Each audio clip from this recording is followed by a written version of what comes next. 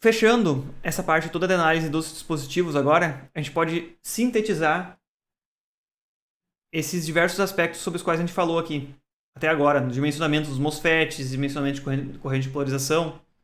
E eu acredito que, agregando aqui em 5 categorias, a gente consegue explicar grande parte dessas relações. Todas as vezes que eu falei em ganho, entenda-se ganho ou performance do sistema, que é equivalente, geralmente os maiores ganhos são requeridos para melhor performance, ou outra métrica de performance pode ser, além do ganho, pode ser fidelidade ou algo assim. Em geral tem o mesmo efeito. Ele requer, em geral, maior tamanho do circuito, que vai influenciar quantos dispositivos cabem num wafer só, quantos amplificadores eu vou fabricar num wafer só. O tamanho não é só diretamente afetado pelo W e pelo L, mas lembram que tem topologias diferentes de circuito que requerem mais componentes. Então, eles vão requerer maior espaço, área para fabricar esses componentes no wafer. Então, isso mexe no tamanho. Ao mesmo tempo, maiores componentes têm maior número de componentes parasitas e maior quantidade de capacitâncias parasitas, principalmente, mas também resistências parasitas nas linhas, tudo isso. Então, ele afeta a resposta dinâmica do sistema. Se a resposta dinâmica tende a ser pior, ser mais lento, eu vou ter que aumentar a corrente de polarização, que vai influenciar na energia consumida no meu circuito. Aqui falta um R. A energia consumida pelo meu sistema vai afetar, obviamente, a potência consumida também. Se afeta a corrente, afeta a potência também, a potência de operação. Uma métrica de desempenho pode ser exatamente o consumo de energia, que deve ser mais baixo em um determinado sistema. Então, o ganho e performance também está ligado à energia. E o ganho e performance, através dessa resposta dinâmica que eu quero e que eu posso exigir maior corrente de polarização, também está ligado à performance. Voltando para o outro braço que a gente tinha anteriormente lá, que o tamanho dos meus componentes, maiores componentes, maior quantidade de parasitas, maior quantidade de componentes também, maior quantidade de parasitas, o tamanho também está ligado com a dinâmica. E todos esses 4 aspectos que a gente conversou até agora vão afetar lá a função de custo, que é maior número de componentes ou componentes maiores vão resultar em menos unidades fabricadas por wafer, maior o custo de cada uma das unidades para fabricar elas. Através das 3 relações, tanto de tamanho, dinâmica ou energia, a performance também vai afetar o custo. A quantidade de energia dissipada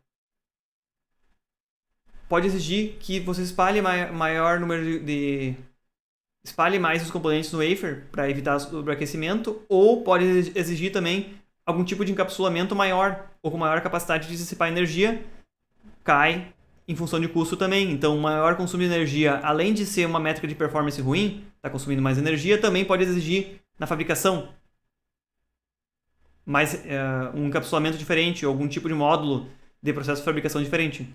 E a resposta dinâmica também nos relaciona com custo, porque aqueles processos lá que são mais...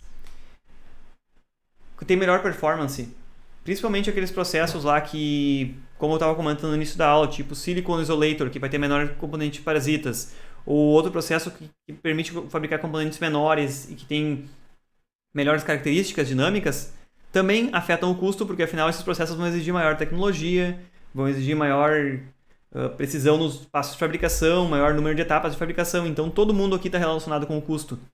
Então isso é tudo uma grande balanço que tem que ser feito. E vocês vão observar isso aqui em todos os componentes integrados que vocês forem adquirir, mesmo que estejam prontos. Eu não estou falando só em trabalhar no projeto de circuitos integrados, mas quando vocês compram um componente, vocês podem saber que vocês vão estar comprando aquilo que vocês pagaram. Em geral, os preços são bastante balanceados e se você comprar um componente que custa o dobro, ele vai ter um desempenho melhor que o outro. Em alguma métrica de performance, o desempenho dele vai ser melhor que o outro. Se você quer um componente com uma dinâmica melhor, sem prejudicar outras características do componente, também você vai ter um custo maior. Ou não somente o custo, o preço de venda vai ser maior, vai ser manipulado pelos fabricantes exatamente porque ele tem um valor agregado maior. Então, lembre-se que tem sempre esses 5 aspectos aqui e é necessário julgar eles em qualquer tipo de aplicação que envolva qualquer tipo, parte de projeto, mas principalmente os circuitos integrados. E eu acredito que isso aqui generaliza um pouco aquilo das primeiras tarefas que eu pedi para vocês lá, que era analisar se valia a pena ou não implementar um certo dispositivo num circuito integrado. E eu acho que vocês fizeram umas análises legais aí, que abrangeram grande parte desses aspectos aqui. E isso aqui, realmente, traz uma compreensão geral e talvez um quadro geral, assim, para vocês olharem e pensarem em todos esses aspectos. Quando forem especificar um componente ou forem buscar um componente também. Algum desses aspectos aqui não faz sentido para vocês? Ou qual deles vocês nunca tinham pensado?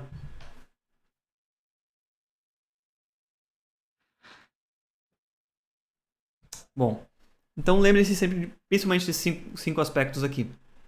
E aí, professor, no Sim. caso, o que pra mim é mais assim diferente é a dinâmica ali, que é os outros eu já teria tipo uma prévia de que tu teria essas características que cuidar na hora de fabricar, né? A dinâmica que é o que menos me aparece. Ok. A dinâmica Cabe- talvez porque é É, o último que a gente entrou agora. A gente não olhou assim a fundo quais são as coisas profundamente sobre dinâmica, mas durante o processo de fabricação todos os componentes têm parasitas, até porque é tudo muito pequeno e as coisas estão muito próximas umas das outras. Os efeitos capacitivos entre eles são bastante grandes. né, nas aulas, eu acho que é que eu tava estudando ali para fazer aquela atividade 5 na aula 3 e na 10 comenta bastante dessa parte dos parasitas, né? Ele pelo menos tem uns momentos que ele que fala. Sim, eu Que acho que sim. gera diodos, gera capacitâncias em todo o circuito que não são previstas, né? E elas Isso. interferem bastante no circuito. Sim, Mas só, enfim. só complementando o que tu comentou, elas podem ser previstas pelos modelos, mas elas não são desejadas, né? Tu não gostaria que Ah, elas estivessem ali. Por isso que se reduzem o tamanho dos componentes para que tenham menos parasitas, né? Mas reduzindo os tamanhos, as correntes, os Ws e os Ls mudam, aquele comportamento de impedância de dreno vista muda, a transcondutância muda. Então, não tem como isolar um componente do outro, um aspecto do outro, né? é uma bola de neve no circuito, né? É, Quando- dá pra dizer que mexe em uma coisa, mexe em vários parâmetros ao mesmo tempo. Então, tem que se procurar aí um equilíbrio entre melhorar desempenho, exigir maior Tamanho. tamanho. Talvez em outras áreas que vocês forem analisar no projeto de outras coisas, a única coisa que vocês não se preocupariam é com o tamanho aqui, porque ele está implícito, por exemplo, no custo já. Quando vocês olham para circuitos integrados, aí vocês olham para o tamanho porque vocês sabem que os componentes vão ser fabricados numa área, né? E tem que ter uma área específica para cada um, né? Para organizar eles. Sim. Bueno,